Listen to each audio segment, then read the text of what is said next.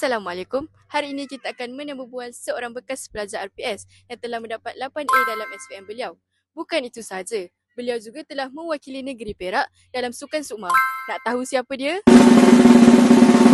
Assalamualaikum Kak Anis. Boleh perkenalkan diri Kak Anis dulu? Waalaikumsalam. Nama saya Nurul Anis Najwa binti Azrul Rahman. Boleh kami tahu keputusan SPM Kak Anis? Keputusan SPM saya adalah 8A 1B+.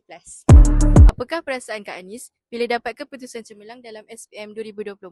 Perasaan saya bila dapat keputusan cemerlang memang happy lah sebab dah bertugas rumus untuk dapatkan belajar, study apa semua untuk dapatkan 8A tu. Bilakah Kak Anis mula berminat dengan sukan softball?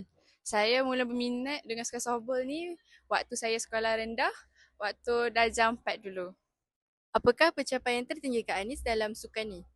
Pencapaian tertinggi saya adalah menyertai kejohanan di luar negara dekat Hong Kong dulu. Boleh kongsikan sedikit rutin akak sebagai seorang pelajar dalam masa yang sama menjadi seorang atlet?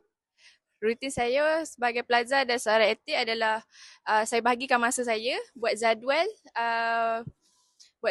untuk bahagikan waktu time training dengan time belajar. Apakah pengorbanan terbesar yang akak buat untuk memastikan Kak Anis bersedia untuk Sukma? Pengorbanan yang saya buat adalah dengan memang training nak dikira setiap hari lah untuk menuju ke Sukma tu. Lepas tu sebulan before Sukma, saya memang keluar sekolah untuk buat persiapan bagi menuju ke Sukma tu. Siapakah role model akak yang dalam bidang sukan maupun akademik? Role model saya adalah Azim Fahmi, atlet larian. Dia memang, bagi saya, Azim Fahmi ni memang saya suka sebab dia balance dalam segi sukan dan dia punya akademik juga. Apakah nasihat Kak Anis untuk pelajar SPM tahun ni? Okey, nasihat saya untuk pelajar SPM adalah jangan malu untuk tanya cikgu.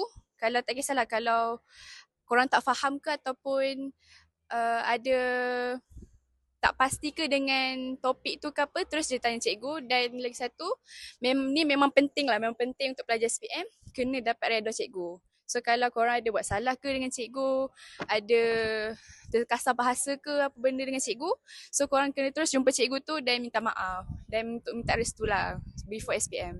Okey, terima kasih Kak Anis. Sama-sama.